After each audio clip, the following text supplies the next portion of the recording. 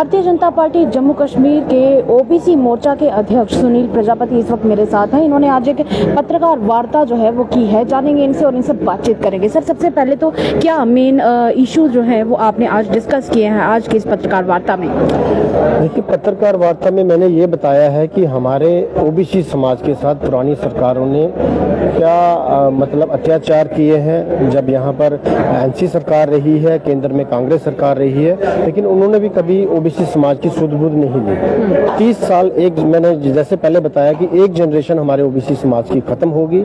जो आरक्षण पूरे हिंदुस्तान में लोगों को मिला था, लेकिन यहाँ पर ओबीसी समाज को नहीं दिया गया। यहाँ पर उनको एक तरह से छुपा के रखा गया और वो गरीब लोग थे, दिहाड़ीदार लोग थे सर। लेकिन वो तो 370 हटने के बाद भी नहीं मिला यहाँ पे। देखिए, तो लेके एक्सपेक्टेशंस थी ओबीसी समाज की कि 370 हटने के बाद हो सकता है कि हमें भी यहाँ पे वो कोटा जो है वो मिलेगा। कोटा मिला। 370 हटने के बाद हमें पिछले साल दिसंबर में 23 में जब बिल यहाँ पर लाया गया, पहली बार हमें ओबीसी का दर्जा मिला। उसके बाद हमें 8% आरक्षण मिला, पॉलिटिकल रिजर्वेशन हमें मिली पंचायतों में और लोकल बॉडी में। और आने वाले समय में सरकार ने शुरुआत की है, जैसा कि मैंने बताया कि 2011 का सेंसस में यहाँ पर बड़ी गड़बड़ी की गई। घर बैठ के सेंसस किया गया, हमारे लोगों को वहाँ पर शो नहीं किया गया।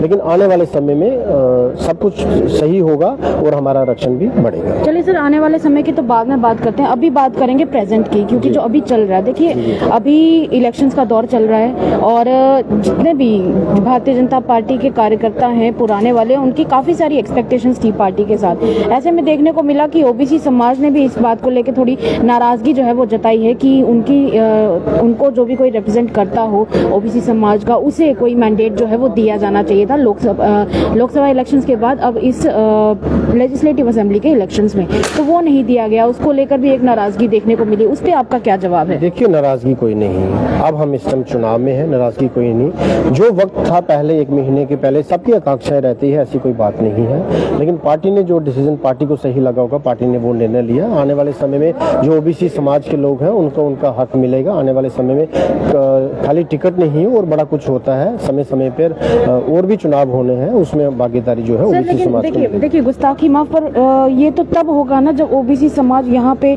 उतनी तादाद में रहेगा जितना पहला रहा था, क्योंकि देखने को मिला कि ये मैंडेट्स मिलने के बाद ओबीसी समाज में से कितने ही ऐसे लोग थे और कितने ही ऐसे कार्यकर्ता थे जिन्होंने भारतीय जनता पार्टी का दामन छोड़ दिया। उन्होंने कहीं ना कहीं ये कहा कि हमें इस पार्टी को लेके ये अपेक्षाएं थी काफी, पर हमारी अपेक्षाओं पर ये पार्टी खरी नहीं उतर पाई। उस पर आप क्या जवाब देंगे? ओबीसी समाज के किसी भी व्यक्ति ने जो भाजपा का कार्यकर्ता है पार्टी को नहीं छोड़ा है। सारे यहाँ पर हैं, हमारे साथ है, सारे जिलाध्यक्ष, हमारी टीम, जितने भी कार्यकर्ता हैं हमारे साथ है। अभी तक कोई ऐसी खबर नहीं आई है कि जिसने पार्टी का दामन छोड़ा है। सब पार्टी पे विश्वास करते हैं। पार्टी का एक नारा है, nation first, party second, self last. ऐसी कोई बात नहीं है। सर, पिछले दिनों तो सेल्फ लास्ट के बजाय सेल्फ फर्स्ट देखने को मिला था, जिस तरह से आंतरिक कलह मची हुई थी। नहीं, कलह की बात नहीं है। ओबीसी समाज की तरफ से कोई यहाँ पर विरोध नहीं किया गया, किसी एक भी व्यक्ति ने विरोध नहीं किया।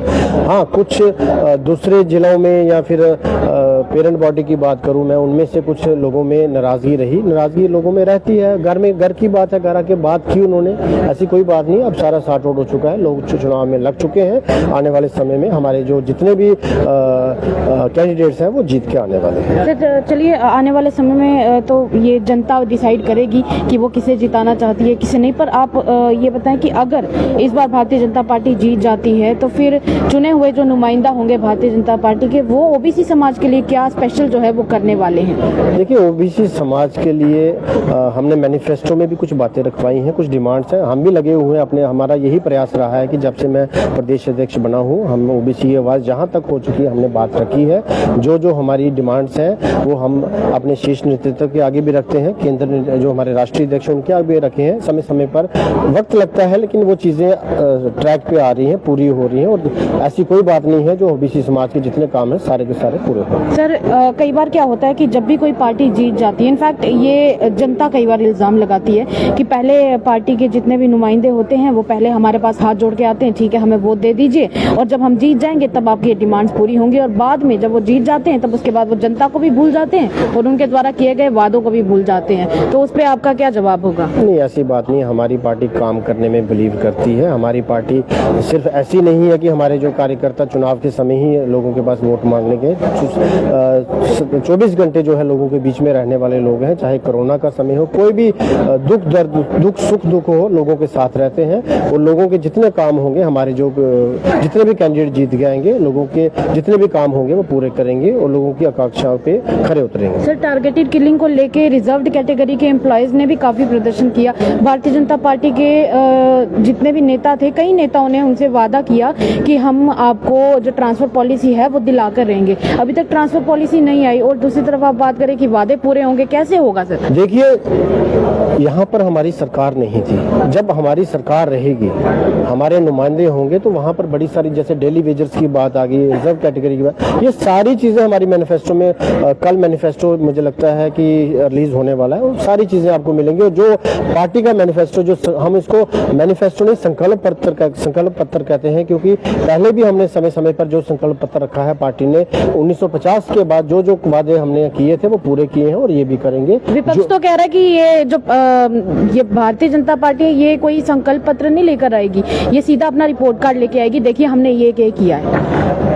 घोषणा पत्र में वही आता है जो हमने आगे करना है। रिपोर्ट कार्ड हम पहले पूरे इतने सालों से देते जा रहे हैं, हमारे घर घर में हमारी पर्चियां जा रही हैं जो हमने काम की हैं, लेकिन अब ये जो संकल्प पत्र हमारा आएगा, जो आगे हमने काम करने हैं, वो कल आपको पता चल जाएगा। चलिए, बहुत बहुत शुक्रिया बातचीत करने के लिए। ये थे हमारे साथ सुनील प्रजापति, ओबीसी मोर्चा के अध्यक्ष। आप अपनी राय हमारे कमेंट बॉक्स में जरूर व्यक्त कीजिएगा और आप किसे वोट करने वाले हैं ये भी हमारे कमेंट बॉक्स में जरूर व्यक्त कीजिएगा, क्योंकि वोट करना आपका सिर्फ अधिकार ही नहीं बल्कि आपका कर्तव्य भी है। तब तक के लिए देखते रहिए द अर्थ न्यूज। साक्षी सानी के साथ सेवाराम की रिपोर्ट, अर्थ न्यूज जम्मू।